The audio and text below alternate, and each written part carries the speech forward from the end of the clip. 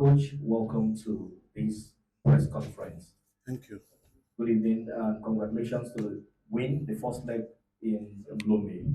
So, what should we be looking forward to? The first game, the Amazons of Benin, at some point, they really threatened us. Like they had two or three of their shots hitting the frame of the post. What are you going to do differently to prevent or prevail them from getting close to our goalpost at this point in time? Thank you, and good evening to all of us. Yes, the last game against Benin Republic, we all knew it was not going to be an easy game based on the information we had regarding the Beninoa team. And we also had a few challenges had to do with the release of players, arrival, travel arrangements generally, which equally accounted for, some of our players not having adequate rest. But the situation tomorrow will be different. And knowing what we know of the Beninoa team, everybody has improved now, and everybody is trying to make sure that they also give a good account of themselves. The ultimate goal each time you prepare for any game, you want to make sure that you win, which we did in the first game, and tomorrow will not be different. It's not going to be easy, but the ultimate goal is that we want to win, and we are hoping to win tomorrow. First, before I answer your question, I honestly want to appreciate all of you because the last time I saw most of you was in the last Nations Cup, and you guys came out in your numbers to support us, and you're here again, coming here to support us again as usual. God bless you. I will appreciate you. Of course, as Coach rightly said, we're looking forward to win tomorrow's game, and we'll be working, as you can see, when we came in. We're working on some of our mistakes from the last match, and I want to make sure that we make because it's a journey, and we know what this particular game means to us. We need to seal the win so we can qualify for the next Nation Cup, and ultimately making it to the World Cup. And yeah, thank you. Thank you. My name is Sasso Baliwana and I write for The Guardian and The Observer. My questions to both of you is one first. It's just been roughly 3 months, not even 3 months, if I calculate right, since you won the AFCON in Rabat. How easy has it been to transit your minds from winning your 10th title to having to qualify to play in Morocco again for your 11th? What's been the transition? Have you even been able to enjoy the win since knowing that you've been so busy trying to qualify for yet another tournament? For us, just like you said, the preparation towards the next WAFCON has started already with us long before now. And everything about the last WAFCON, as far as we are concerned, is a closed chapter. We are beginning a new chapter, considering the fact that this edition takes you to the World Cup. And so we have already forgotten about celebration of the last WAFCON, and work has started towards the next edition because we know it's going to be tougher. The last edition, we didn't go there as champions. This time around, we are going to defend the trophy as champions. So there will be a lot of factors that we are anticipating, that will pose a lot of challenges to us, which we are also looking at and then trying to put up a plan as to how we can address some of these anticipated challenges as defending champions. At the same time, our focus is, first of all, let's get this done, qualify for the WAFCON.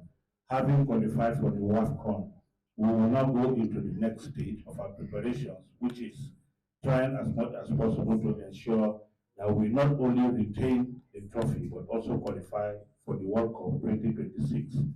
The positives from the last World Cup, from the last WAFCON, are things that we are still retaining because there were so many positives around the team dynamics, the cohesion in the team are things that we hope to retain because they were key ingredients that accounted for why the team also did well, irrespective of the challenges and the little distractions that came our way. So these are positive things that we hope to maintain and then improve on them so that we can put up a better performance and make sure that we still do Nigerians proud. Thank you. Victor. Whatever I'm going to say is just going to be repetition. As Coach Randy said, it's a close chapter. We're looking forward and ahead. Thank you. My name is Mike for 54 Footballers. My question is for the captain. The last time a Benin national team visited Nigeria, it was 4-0. As captain of the side, is this going to be part of the inspiration, part of the team of the days to say we can actually replicate this or even do better, or are you really taking inspiration from that particular kind of I mean, the most important thing for us is to focus on ourselves. Of course, the team that won against Benin at that time is not the same team as it is right now. And of course, we just want to keep going with the current performance of the team. And we believe that as if we replicate the things we've been doing in the previous games and probably in the last game, we'll get a better result. So that's what's more important to us. So it's not the numbers, the most important thing for us to win. So yeah, thank you. My name is Anushka. I work with State Television, OGTV. So I have two questions. I would love if the coach and Rashida can respond. Let me start from where we are now. Before you went for the last WAFCON, the last time you were here, you had a friendly game here, and you went on to become the champion of Africa. Now you are back, trying to go for another WAFCON. So what's your impression of this place, the training, the playing field, the turf itself, and the town itself? I want you to share your impressions, the coach and Rashida. The second one is that we have like 3 new players. I think there's Mafishiri, there's Afolabi, and Omewa. I think those are 3 new players that are coming to the fold. So I want coach to tell us more about why you decided to give them that chance to become part of the new setup. Those are the 2 questions. The first one for 2 of you, the second one for the coach. Okay. I pray that winning here will be a good omen for us so that as we win tomorrow, it becomes a good omen for us to continue to retain the trophy in Morocco. The facilities here are okay. Everybody can see for themselves. The state government has done very well to set up a facility of this magnitude, and we enjoy playing here because we're also getting the necessary support that the girls the ladies will also need for them as an extra motivation. So we're happy playing here because we're at home. Anywhere we play in Nigeria is home for us. But sometimes there could be a difference because of the magnitude and the level of kind of support and followership that you also enjoy. So we appreciate that. We hope that tomorrow will not be anything different so that we can also do as much as possible to make sure that we make them happy. Like we all know, the major objective is to win and qualify. Then with regards to the new players that we have brought in, we have repeatedly said we are trying to build a team for the future. We want to establish a team that can compete at the highest level because we need to get to the next level. We want to build a team, and you need to have a blend of the young players and the experienced ones so that through this blending, the younger ones coming into the team now, while they're getting the necessary experience, they will equally be getting the guidance from the more experienced and more exposed players, so that by the time those ones are facing out, they would have gained enough exposure that can put them in good stead for them to be able to compete effectively at the level that we also want them to compete. So we will try as much as possible to also always make sure that we have a blend of particularly home-based players around the team. The challenge we are getting is this. You give players the opportunity, home-based players the opportunity to play with the senior team so that they can gain the necessary exposure. But after every tournament or 2 matches, you discover that the players are also gone. So you have to go back and start all over again. We want to use, the national team to also see how we can also attract sponsors, attract people that will come to support the development of women football, invest in women football. But each time you have good players coming up from the league and they are doing well, next thing they are also gone. So it becomes consistency is not there. So it becomes a bit challenging trying to get people to come and invest, in the league. So that's another area that we also need to look at because the welfare of the players is also very important. Most of them are living probably because of the welfare package. So if that is also enhanced through the investment we are craving for, we believe we will get there. Thank you. Rashida, your question. Okay, yeah. It's the facility here is beautiful. I mean, the field is okay. If we have to be honest, we play in a various clubs on a grass pitch.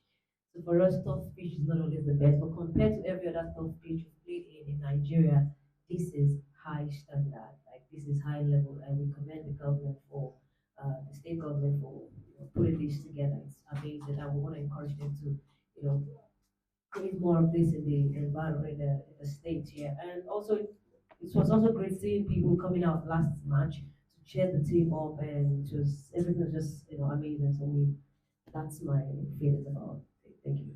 All right, we need to make it snappy now. This is women's football, and we need to give the ladies a chance to ask questions now. Molat. Thank you, Osman, for all that for this Nigeria. And my question is to the captain. So Rashida, knowing your journey from the under 17 to the under 20 to the Super Falcons, how would you rate the integration specifically? Taiwa Folabi, who worked the same part and making the starting lineup against Benin in the first leg?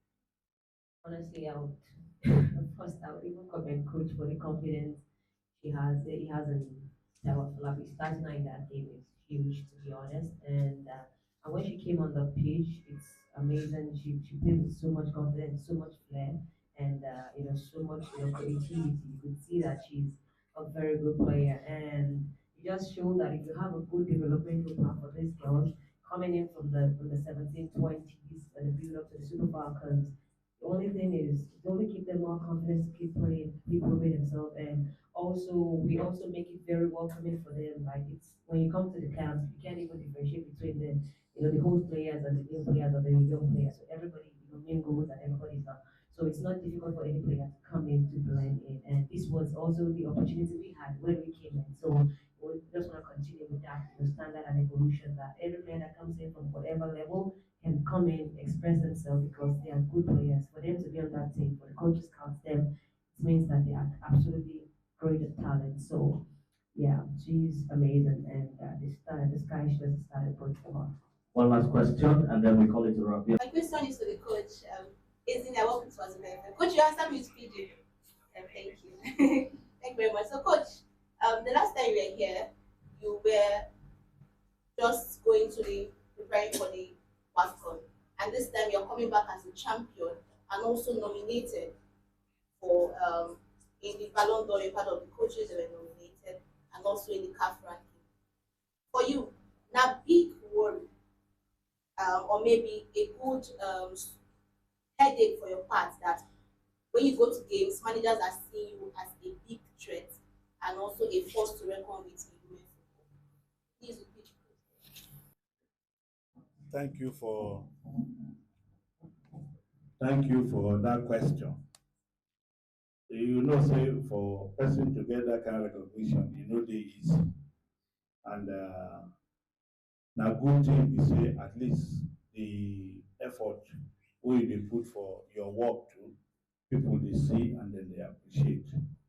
I must give kudos to the team, particularly my players, for the way we related, the way we worked, because uh, anything way coach sabi for him head, now him players will translate and for field before it could become success.